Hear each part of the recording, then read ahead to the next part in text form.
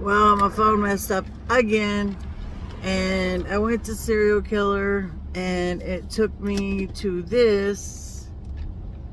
Let me turn so you can see it,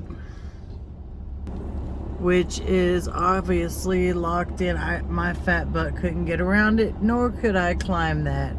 And even if I could, probably wouldn't do it. But yeah, for the day. But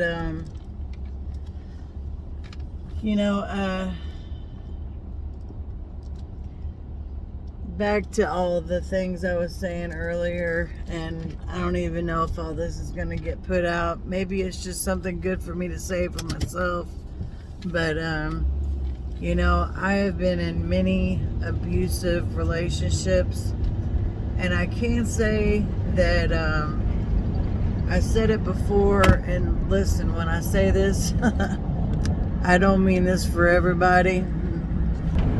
This was me personally. I don't like any kind of abuse, but man, I'd rather you knock me in my head, knock me in my mouth, whatever, than to say words to me that you know is going to break my heart. And GPS signal lost. You can't take that shit back. Once you said something to someone, you can't take it back. So I'm not going to say I've not ever done the same thing. I've said hurtful things. As a matter of fact, for a long time, I was a very hateful person. I was a very malicious person.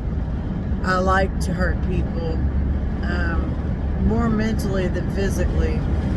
I like to make them, I'd act sweet as can be to people, and then just say things that would mess with their head, and make them feel like they were a bad person. And I regret that so much. And I was a bad parent for a long time.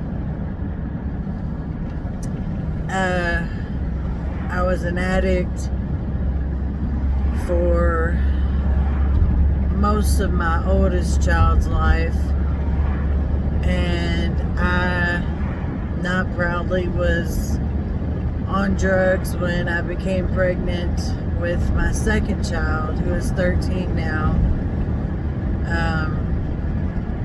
I couldn't quit doing the drugs, but I'm not going to say it's funny. I'm just going to say it's karma. But I quit shooting dope, and I was snorting Oxycontins. This was back when you could actually get Oxycontins. Man, I lost my chapstick. No, I didn't. And I even went to rehab to try to quit. And, the doctor told me, honestly, it was going to be worse for me to quit all the way than it would be for me just to do them, but slow down and not snort them. Well, I would say for the most part, I still snorted them. But, God has his own way of controlling things, and I'd spend $70, $80 on a pill, snort it up my nose, and puke it all up. And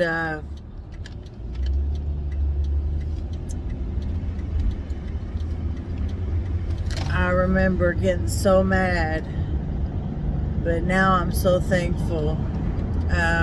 I'll tell you that my youngest, when he was born, his arms would kind of jerk like this, and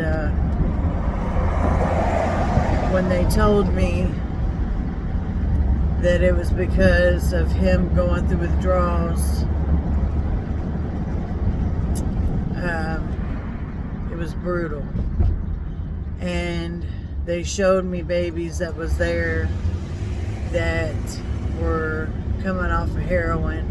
Now, when I say I did drugs when I was with my youngest, I really did try to slow down. I really did try to do what was best, but you know, I'm sure if I post this, there's going to be plenty of people that judge me, but unless you've lived with this disease, you have no idea what it's like to just quit, even if it's something that you love dearly. And you know, I was molested as a kid. I'm not giving excuses, but I was molested as a kid. I had very strict parents. Like I said, you know, everything I did, I was going to hell. And they meant their best. They were trying to instill fear in me to keep me from doing wrong. But me being the little brat I was, you weren't going to tell me what I couldn't do. And I said in a previous video, I don't know if I'm going to record, sorry about the noise, I didn't know if I'm going to post it or not, but I got to where I was pretty much determined that I was going to hell because I couldn't keep from sinning. And you know, I got baptized, and I still had these feelings, you know, these sinful feelings. And I had the wrong idea that whenever you became a Christian that, you know, you didn't sin anymore. And I thought I was just determined to go to hell, so I accepted it. And I was just, you wouldn't believe it by looking at me now, but you know, when I was younger, I wasn't too bad of a looking girl. I was a stripper. I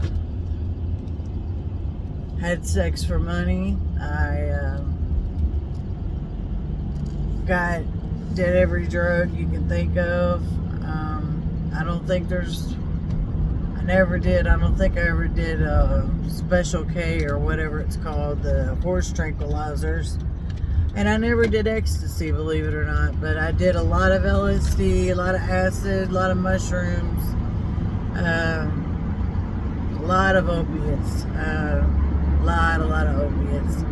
And like I said in another video, I actually am on Suboxone. I consider myself clean. A lot of people say that if you're on Suboxone, you're not clean. Well, I'm here to tell you that I have never been able to keep a job in my whole life. And I've been working at Amazon. And any of you people that work at Amazon or have worked at Amazon that's listening to my video know that that is one of the most vicious places you can work at. And I've been there for 3 years. And I'm proud of myself. And I don't believe that I could have done it. I know I couldn't have done it without the Suboxone. I do plan on getting off of it, maybe even hopefully soon. But I'm not going to put a time limit on it. I have an extreme amount of anxiety, and I take benzos every once in a while, which is very dangerous to do while on Suboxone. But and I'm not prescribed them, so I guess I am still a user. But I don't take them for kicks. I take them because I literally can't handle life. And I feel like I'm gonna die. I can't even. Anybody that's got anxiety knows what I'm talking about. I wouldn't wish it on my worst enemy. It's the most horrible feeling. But because of me still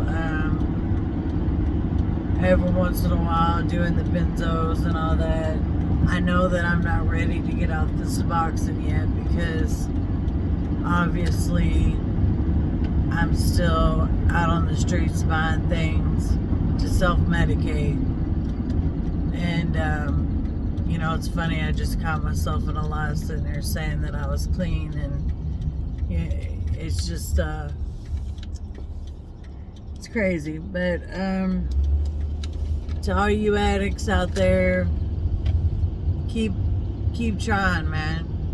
I'm 44 years old, and I'm just now getting to where I see the light at the end of the tunnel. I see that you know, it's a beautiful world, man. Man, check it out here outside. Look at the sun, look at the clouds. There's so many beautiful out here, and you know, we're running around chasing a buzz, and it's not the way to live. I pray for each and every one of you, and please keep me in your prayers too, because you know, like I said, I'm not all the way there yet myself, and a lot of people think that we're garbage, and you know, aren't worth even waste of air, but we're not. And I know a lot of addicts that are absolute geniuses, and have the biggest hearts I've ever seen. And so number one, if you're not an addict and you have this issue with feeling like everyone else is pieces of crap because they are dealing with addiction, take time, go to a facility where they're dealing with addicts, and talk to them, and see how their lives are, see what they've been through. You know, even if they was fed with a silver spoon all their life, that don't mean their mom and dad paid any attention to them. And caffeine's an addiction, you know, and that's the best way I could describe it to my mom. You know, she was like, how could you ever want to do something like that? And I was like, you know, drugs are you know, caffeine's a drug. You can't ever drink caffeine anymore. Never again can you drink a cup of coffee. Could you do it? And you know, it kind of opened her eyes. And I just love y'all, even though I don't know you. And right now, I don't know what's coming over me, but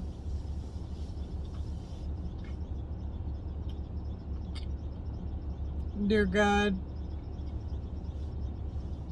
I pray for all these addicts out here, Lord, that feel like there's no way out. I've had so many friends that have died because they didn't make it and didn't think there was a way they could make it. And Lord, I pray that you help them see the beauty and the love that you have for them, and how much of a beautiful person they are. I pray that you give them peace. I pray that you give them peace from the anxiety of trying to score, and the depression that comes afterwards, after you do score, because of all the ugly things you did to get it. And Lord, I just I pray for the people that are going through abuse, people that are going through, being homeless and not having food for their family. It's such a horrible time right now to be alive, but yet there's still beauty in this world. And I pray that you let everybody see your works, Lord. I pray this all in your precious name. Amen.